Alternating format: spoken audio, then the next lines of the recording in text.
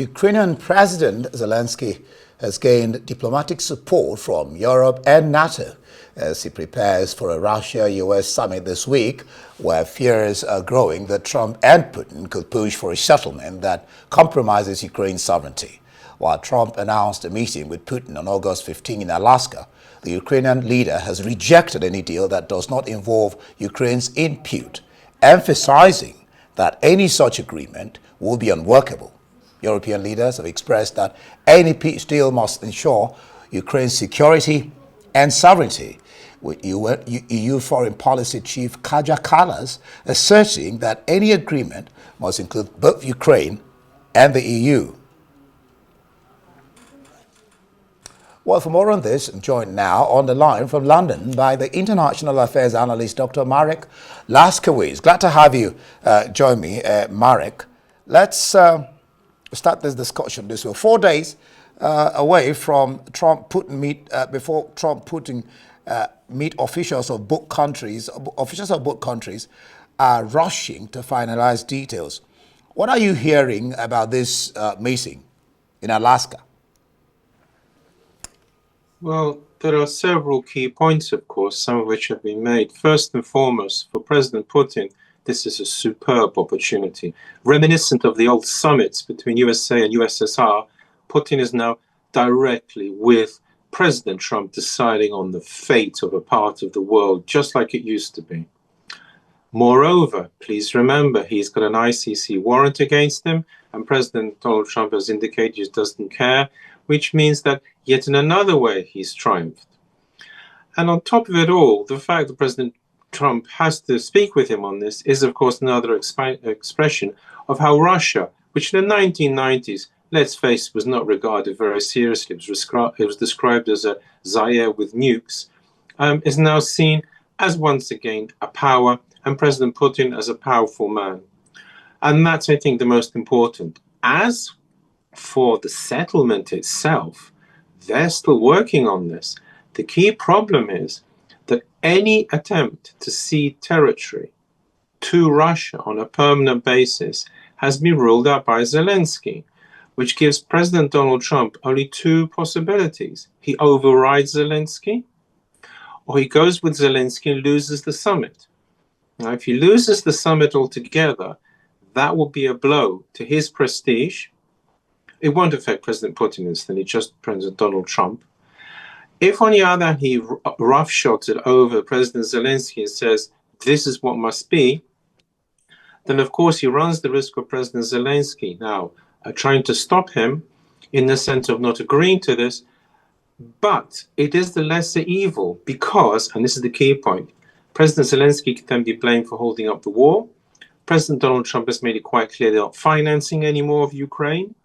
And therefore, all of this means that probably, yes, there will be an attempt by USA to cede sovereignty, Ukrainian sovereignty over some land.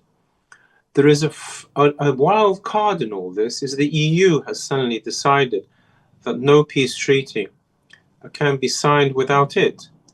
There is no obvious reason why the EU has to be involved because Ukraine is not part of the EU, it's not part of NATO.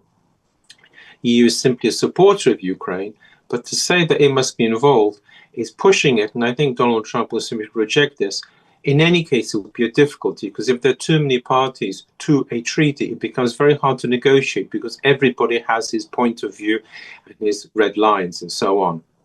So therefore, I expect them to be making some sort of agreement, which will be on the whole favorable to President Putin. It will not be everything that President Putin wants. That is being made quite clear. And so President Putin will be in a quandary as to whether to accept it or not.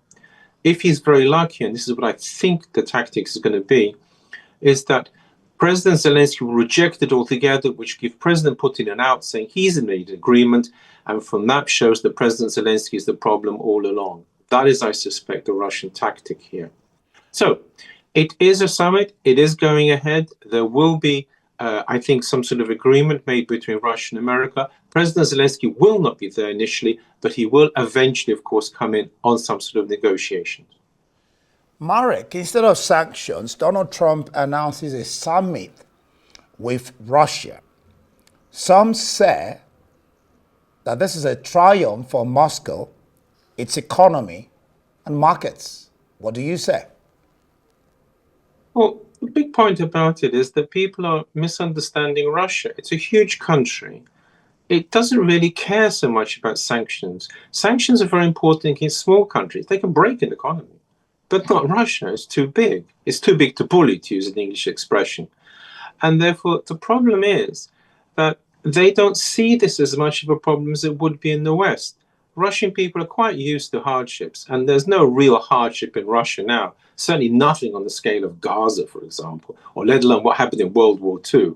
And so therefore, no, what's happening here is that President Putin has an opportunity to strike a deal with President Donald Trump, lift some of the sanctions which would boost the Russian economy, not save it, boost it, because there's nothing to be saved in the Western sense of the word, and will also boost President Putin's standing and prestige in every respect. So therefore, yes, they were going for lifting of sanctions, but not because they're desperate, but because this will be very beneficial to Russia. A number of questions hang over this meeting. One is if Zelensky will be a part of it. I'm sure you listened a while ago to what Vance, VP of America, was saying. He made comments about a negotiated settlement won't make both U.S. and Russia happy. No mention of Zelensky. That is of Ukraine. Precisely. What President Putin wants is an agreement with President Donald Trump. He's not interested in what Zelensky wants, really. If he can get that, especially a favorable one, albeit not everything he wants, he'd be willing to go ahead with this. And then there's the onus on Zelensky to say why he carries on fighting.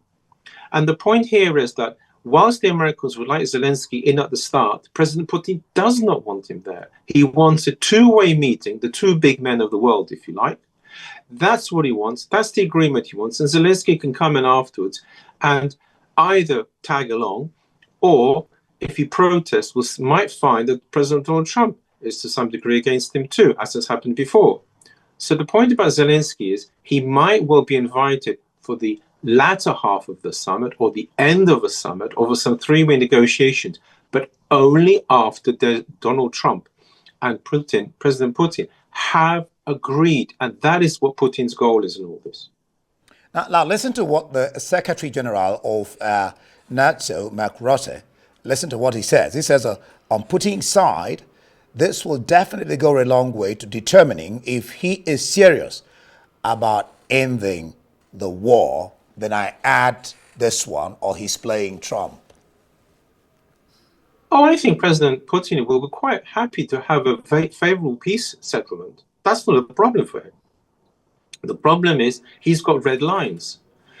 He might be willing to give way on some of these red lines. For example, he has hinted that he might be able to support the fact that the West sends some troops into Ukraine. I'm unconvinced of that, what I've been hearing, because that really does go against the grain. The Russians are very worried because all the attacks which have brought Moscow to its knees have come from the West, from Western troops, including Poland and Sweden. So therefore, I doubt this. But yes, on his terms, yes, you can have a peace treaty with some flexibility, sure. So what the president of NATO, I think, has got wrong in this is that he is implying that President Putin wants an endless war to have an endless war. No. President Putin wants to win here, won't stop him trying another war elsewhere, incidentally, won't stop him having further problems elsewhere. But victory, sure. So a peace treaty is possible. Please remember, Poland has signed, and Poland has the most experience instead of signing peace treaties with Russia, has signed many peace treaties with Russia, so it is possible. They are held for some time, but here's the sting in the tail. Russia's broken every single one, including internal pieces. So that's the sting in the tail. But NATO is wrong to saying that President Putin is merely stringing along President Donald Trump. International affairs analyst there, Dr. Marek Laskiewicz. I'm sure you know we're coming back to you after this time. I thank you, by the way, for this particular session.